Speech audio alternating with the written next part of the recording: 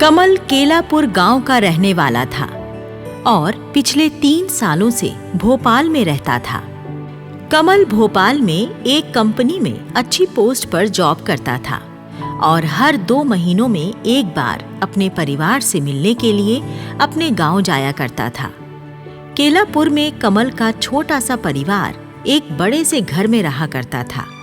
कमल के परिवार में उसके पिताजी फूल सिंह, माँ सरस्वती, छोटी बहन कमला और छोटा भाई पवन रहा करते थे। कमल के पिताजी मध्यम वर्ग के किसान थे जो कि खेतीबाड़ी का काम करते थे। कमल की अभी शादी नहीं हुई थी। दरअसल कमल बचपन से ही हनुमान जी का भक्त था, इसी कारण वो शादी करने का इच्छुक नहीं था। भोपाल जाने से पहले एक दिन जब कमल गांव में ही रहा करता था, तब उसके माता पिता ने उसकी शादी की बात की थी। कमल बेटा, मैं सोच रहा हूँ क्यों ना अब तेरी शादी करा दी जाए। बेटा, अब मुझसे अकेले इस घर का कामकाज नहीं होता। बहू आ जाएगी तो मुझे कुछ आसानी हो जाएगी। माँ, पिताजी, आप लोग मेरी शादी के बारे में इतना मत सोचिए। मैं तो बजरंग बली जी का परम भक्त हूँ। अभी मुझे ब्रह्मचर्य का पालन करने दो और मुझे कोई नौकरी तलाश करने दो। उसके बाद शादी के बारे में भी सोच लेंगे। क्यों जी, सुन लिया तुमने? ये बजरंग बली का भक्त क्या बोल रहा है? अरे सरस्वती, अब तेरे बेटे की ऐसी ही इच्छा है तो मैं क्या कर सकता हूँ। चलो ठीक है, पहले से नौकरी पर लग जाने दे, फिर कर देंगे इसकी शादी।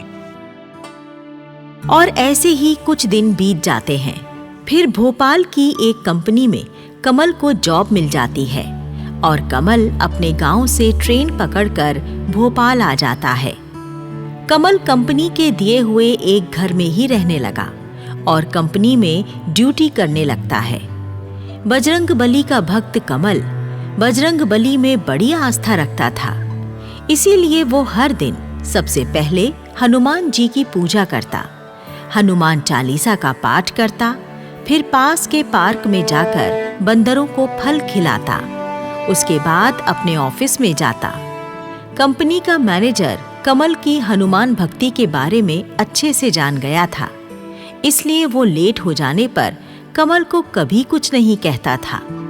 आज भी कमल थोड़ा लेट हो गया था, इसलिए मैनेजर कमल से कहने लगा, देखो भाई कमल, मैं जानता हूँ तुम बजरंग बली जी की भक्ति करते हो, पूजा पाठ किए बिना कोई काम नहीं करते हो, इसीलिए हर रोज थोड़े लेट हो जाते हो। सॉरी सर, लेकिन मैं अपना ये नियम नहीं बदल सकता। हाँ हाँ भाई, मैं जानता हूँ तुम बहुत मेहनती हो, 2 लोगों का काम अकेले करते हो। मुझे तुम्हारे लेट आने से कोई प्रॉब्लम नहीं है, तुम अपने नियम का पालन करते रहो बस। आप बहुत अच्छे हैं सर, आपका बहुत बहुत धन्यवाद। उसके बाद कमल अपने केबिन में जाकर अपने काम में व्यस्त हो गया। इसी प्रकार कमल के दिन गुजर रहे थे।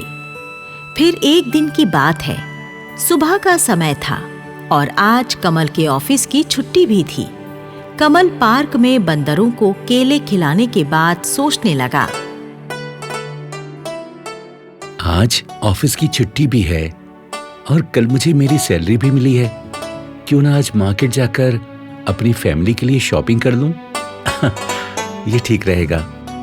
और ये विचार मन में आते ही कमल मार्केट जाने के लिए चल पड़ा। कमल हनुमान जी का एक भजन गुनगुनाने लगा, जो भी सच्चे मन से बजरंगी को सदा लगाते हैं, संकट मोचन हनुमान जी उसके सारे कष्ट मिटाते हैं। ओ बोलो बोलो पवन पुत्र की जय, ओ बोलो बोलो पवन पुत्र की जय। वो अभी पार्क के गेट पर ही पहुंचा है कि क्या देखता है, एक गरीब औरत अपने छोटे से बच्चे को अपनी गोद में लिटाए बैठी हुई रो रही है। कमल इस महिला को देखकर रुक गया। अरे, ये कौन महिला है? ये बेचारी तो बड़ी गरीब और दुखियारी सी लग रही है। पता नहीं इसे क्या दुख है, इसी से पूछता हूं।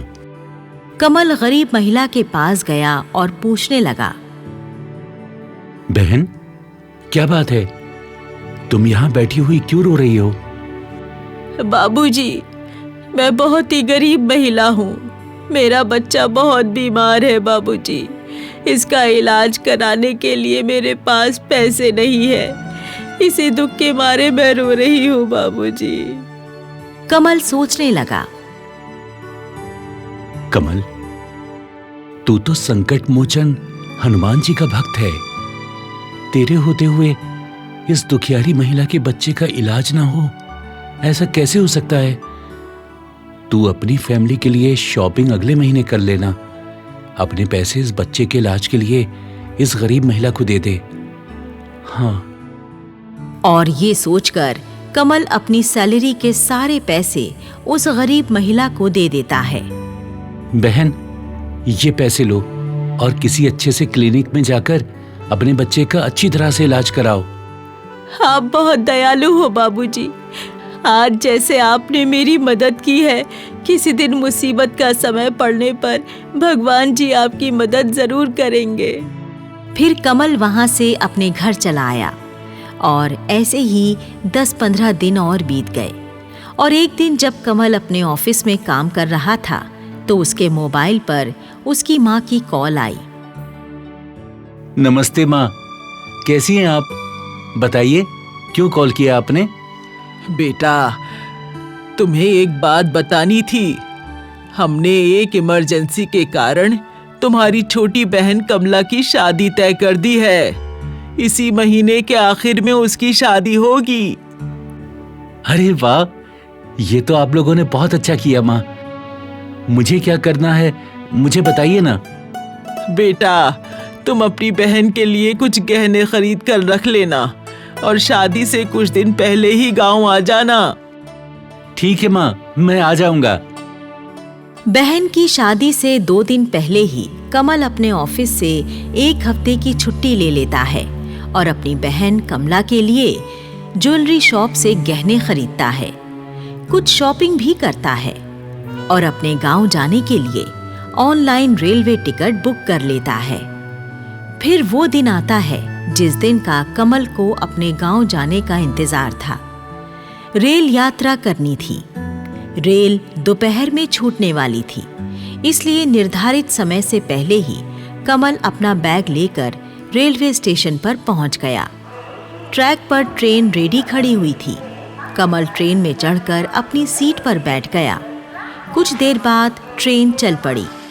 6 घंटों की यात्रा के बाद जब ट्रेन कमल के गांव केलापुर के स्टेशन पर रुकी तो उस समय रात के 8 बज चुके थे। कमल अपना बैग लिए ट्रेन के डब्बे से नीचे उतरा और एक पैडल रिक्शा वाले के पास आकर कहने लगा, भैया, मुझे केलापुर जाना है, चलोगे? भाई साहब, रात के समय कोई भी रिक्शा वाला आपको केलापुर नहीं लेकर जाएगा। क्यों भैया, रात के समय केलापुर जाने में क्या परेशानी है? अरे भाई साहब, तुम्हें नहीं पता, कुछ दिनों से रात के समय केलापुर जाने वाले रास्ते पर लूटपाट की घटनाएं हो रही हैं। 2 मर्डर भी हो चुके हैं। बस यही कारण है कोई रिक्शा वाला रात के समय केलापुर नहीं जाता। कमल सोचने लगा, लगता है लुटेरों का कोई गिरोह हमारे गांव के इलाके में आ गया है। अब कोई रिक्शे वाला तो जाएगा नहीं, मुझे पैदल ही अपने गांव जाना पड़ेगा। अपने बजरंगबली को याद करते हुए चलता हूँ। और कमल हनुमान चालीसा का पाठ करता हुआ पैदल ही गांव की ओर चल पड़ा। जय हनुमान ज्ञान गुण सागर, जय कपीस तिहुँ लोक उजागर, रामदूत अतुलित बलधामा, अंजनी पुत्र पवन सुत नामा, जय हनुमान ज्ञान गुण सागर, जय कपीस तिहुँ लोक उजागर। हनुमान चालीसा का पाठ करता हुआ कमल जंगल के रास्ते से गुजरता जा रहा था कि अचानक उसके सामने 5 हथियारबंद डकैत आ गए और उसको घेर लिया। डकैतों का सरदार गरजदार आवाज में कहने लगा, अरे ओ लौंडे, जो कुछ भी कीमती सामान तेरे पास है चुपचाप हमारे हवाले कर दे, नहीं तो हम तुझे जान से मारकर तेरा सामान लूट लेंगे। कमल डर के मारे थर थर कांपने लगा और बजरंग बली को सहायता के लिए पुकारने लगा। हे बजरंगबली, हे बजरंगबली, हे पवन पुत्र, मेरी रक्षा करो प्रभु। मुझे इन डकैतों से बचाओ, मुझे इन डकैतों से बचाओ प्रभु। मेरी रक्षा करो, मेरी रक्षा करो। तभी वहां पर अंधेरे में एक दिव्य प्रकाश पुंज चमकता है और स्वयं हनुमान जी प्रकट हो जाते हैं। हनुमान जी अपनी गदा से 5 डकैतों को पीट पीट कर बेहोश कर देते हैं और फिर कमल से कहते हैं, पुत्र, अब तुम सुरक्षित हो। तुम्हें इन दुष्टों से भयभीत होने की कोई आवश्यकता नहीं है। हे मेरे प्रभु, आपने मुझे साक्षात दर्शन देकर मेरे जान माल की रक्षा करके मुझे धन्य कर दिया।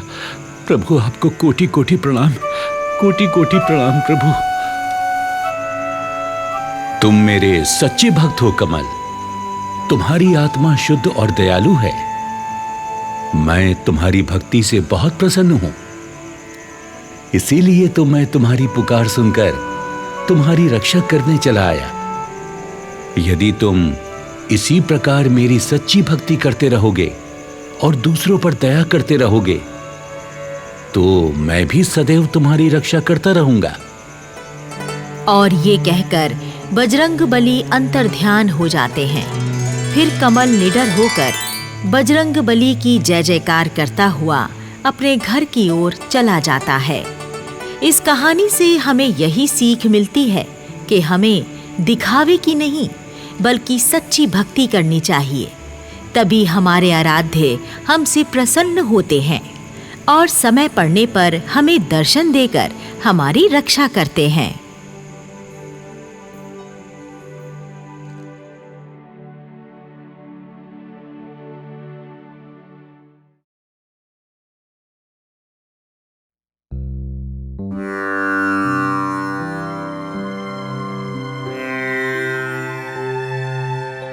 शिव ने लौटाए बच्चे के प्राण।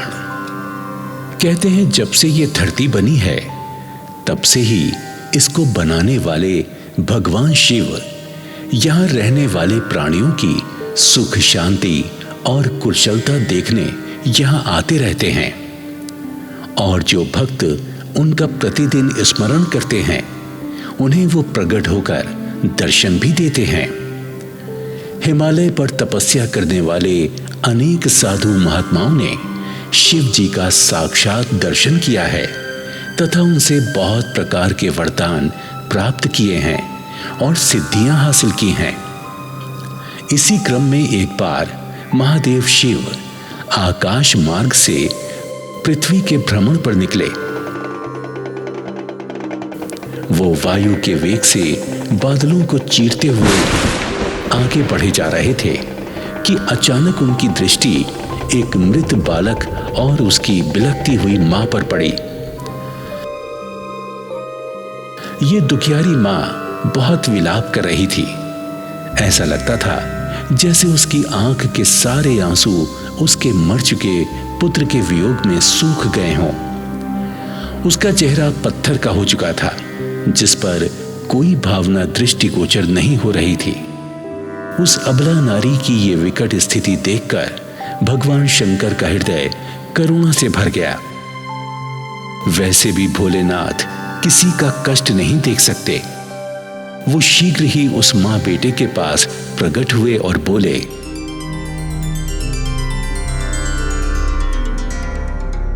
देवी, तुम्हारे पुत्र की देह निष्प्राण लगती है। कब से इसकी ये स्थिति है?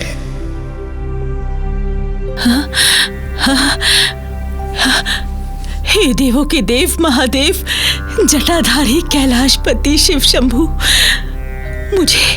मुझे अपनी आंखों पर विश्वास नहीं हो रहा। मैं अपने इकलौते लड़के के प्राणहीन शरीर के पास बैठी आपका ही नाम जप रही थी और आप प्रकट हो गए मुझे दर्शन देने के लिए। जय हो आपकी, जय हो। शांत हो जाओ देवी, हमें बताओ तुम्हारा नाम क्या है और इस बच्चे को क्या हुआ है? मेरा नाम कादम्बिनी है। मैं एक गरीब ब्राह्मणी हूँ।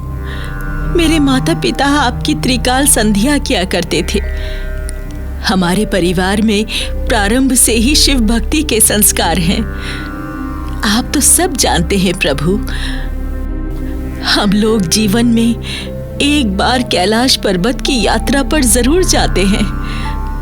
प्रभु, आज जब मैं अपने पुत्र को लेकर कैलाश यात्रा को जा रही थी तो रास्ते में इस घनघोर जंगल में इसे एक सांप ने काट लिया।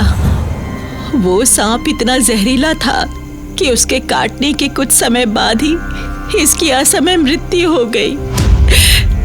प्रभु, अब आप ही इसे बचा सकते हैं। आप तो सर्वशक्तिशाली हैं। संसार में सबकी मृत्यु आप ही के हाथ है। आप कृपा कर मेरे बच्चे को फिर से जीवित कर दीजिए। मैंने आपकी बहुत भक्ति की है प्रभु। देवी, दुनिया में जो भी आया है उसको एक दिन जाना ही पड़ता है। यही संसार का नियम है। सबकी देह नश्वर है और इस परिवर्तनशील संसार में रहने का सबके लिए समय निर्धारित है। वो समय भी एक विराट नियम का हिस्सा है। प्रभु, संसार के सारे नियम आपने ही तो बनाए हैं। सिर्फ आप ही नियम बदल सकते हैं प्रभु। मैंने संतों के सत्संग में सुना है, प्रबल प्रेम के पाले पड़कर प्रभु को नियम बदलते देखा। अपने भक्तों की भक्ति के कारण आप नियमों को बदल देते हैं। परंतु इस प्रकार से अगर हम हर मृत शरीर को पुनः प्राण देंगे तो संसार कैसे चलेगा? जन्म मरण के चक्र को सुचारू रूप से चलाने के लिए हर पैदा हुई आत्मा को पुराना शरीर छोड़ना होता है ताकि वो फिर से नया शरीर धारण कर सके। पर प्रभु, ये बालक बहुत छोटा है। इसने अभी संसार का कोई सुख नहीं देखा। इसकी विद्यालय की शिक्षा तक पूर्ण नहीं हुई है और सबसे मुख्य बात है कि ये कैलाश यात्रा पूर्ण करके आपके 12 ज्योतिर्लिंग दर्शन को भी जाना चाहता था। इसकी भक्ति भी पूरी नहीं हुई और संसार में भी इसने कोई सुख नहीं पाया। क्या मैं एक इतने अभागे बालक की मां हूं? अगर ऐसा है तो मेरी आपसे विनती है कि इसी समय आप अपने त्रिशूल से मेरा भी शीश काट दीजिए। इसके बिना मेरे भी जीने का कोई अर्थ नहीं है भोलेनाथ, कोई अर्थ नहीं है। शांत हो जाओ देवी, शांत हो जाओ। मैं दिव्य दृष्टि से देख सकता हूं कि तुम्हारे बेटे की आयु समाप्त हो गई है, तभी यमराज उसके प्राण ले गया है। पर हे भोलेनाथ, यमराज इत्यादि देवता तो आपके सेवक हैं। आपकी आज्ञा को वो नहीं टाल सकते। आपके एक इशारे की देर है, वो मेरे बच्चे के प्राण लौटा देंगे। हे प्रभु, मरने से पहले मेरे बेटे की जुबान पर आपका ही नाम था। उसे उस मृत्यु की विकट घड़ी में और किसी की नहीं, बस आपकी ही याद आई। इधर उसका शरीर छूट रहा था और वो लगातार ओम नमः शिवाय जपता जा रहा था। अपने नाम की लाज रख लो प्रभु, अपने नाम की लाज रख लो। मेरे बेटे ने मरने से पहले मुझे आखिरी बात जो कही थी वो यही थी कि हे माँ, तुम चिंता मत करना, भगवान शंकर मुझे कुछ नहीं होने देंगे, वो मेरी रक्षा करेंगे।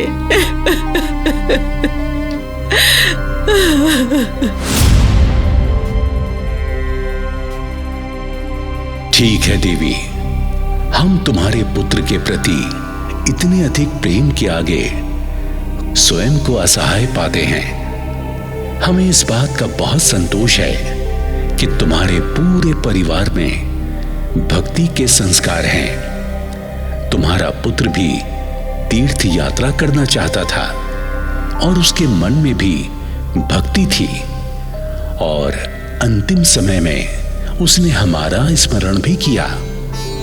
हम यमराज का आवाहन करते हैं। हे यमराज, यहां प्रकट हो जाओ।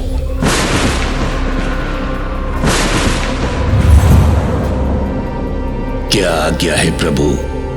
मुझसे क्या त्रुटि हुई है जो आपने असमय मुझे बुलाया है? मेरे कार्य में कोई गलती हो तो मुझे क्षमा कर दे भोलेनाथ। तुमने इस बच्चे के प्राण क्यों लिए? क्या नहीं जानते कि ये बहुत छोटा है और अपनी मां का बहुत ही प्यारा बालक है? तुमने ऐसा क्यों किया? ये हमारा नाम जप रहा था, फिर भी तुमने इसके प्राण खींच लिए। ऐसा करते हुए क्या तुम्हारे हाथ नहीं कांपे? यमराज, कुछ बोलते क्यों नहीं? क्या मुख में जीवा नहीं है या अपनी बात रखने के लिए कोई शब्द नहीं है तुम्हारे पास? शीघ्र बताओ, तुमने इस असहाय बच्चे के साथ ऐसा क्यों किया? वरना अभी अपनी तीसरी दृष्टि से तुम्हें कामदेव की तरह जलाकर भस्म कर देंगे। हे महाकाल, हे त्रिकाल, आपने ही यह नियम बनाया है कि जिस व्यक्ति की सांसों की गिनती समाप्त हो जाए हम उसे यमलोक ले जाएं। इस बच्चे की सांसों की गिनती भी समाप्त हो गई थी, इसलिए हमने इसके प्राणों को हर लिया और ये मृत्यु को प्राप्त हो गया। अब आप चाहें तो इसे सांसें देकर फिर से आयु प्रदान कर सकते हैं। आप ही महामृत्युंजय हैं, आप ही शिव शंकर हैं। मेरी भूलों को क्षमा करें महाराज कि मैं इस बात पर ध्यान नहीं दे पाया कि ये ओम नमः शिवाय का जाप कर रहा था। मुझे क्षमा कर दे प्रभु, मुझे क्षमा कर दे। हे प्रभु, अपने भक्तों की लाज रख लीजिए। मेरे बच्चे के प्राण लौटा दीजिए प्रभु, लौटा दीजिए। शांत हो जाओ देवी, इसे तक्षक नाग ने काटा है। उसके विष से कोई नहीं बच पाता। हम अभी उसे यहां बुलाते हैं। शिव जी ने तुरंत आवाहन किया और तक्षक नाग वहां प्रकट हो गया। क्या आज्ञा है प्रभु? किसका वध करना है? किसको डंक मारना है? किसको यमलोक पहुंचाना है? आज्ञा दीजिए प्रभु, किसके प्राण हरने हैं?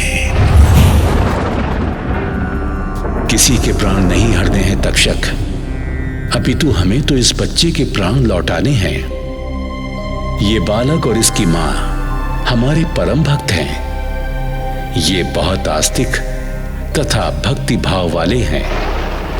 ये ओम नमः शिवाय और महामृत्युंजय मंत्र का प्रतिदिन जाप करते हैं। इनके परिवार में किसी की भी अकाल मृत्यु नहीं हो सकती।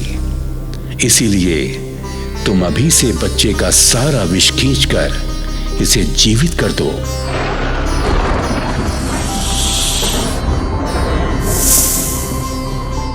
जो आज्ञा महाराज, जो आज्ञा भोलेनाथ।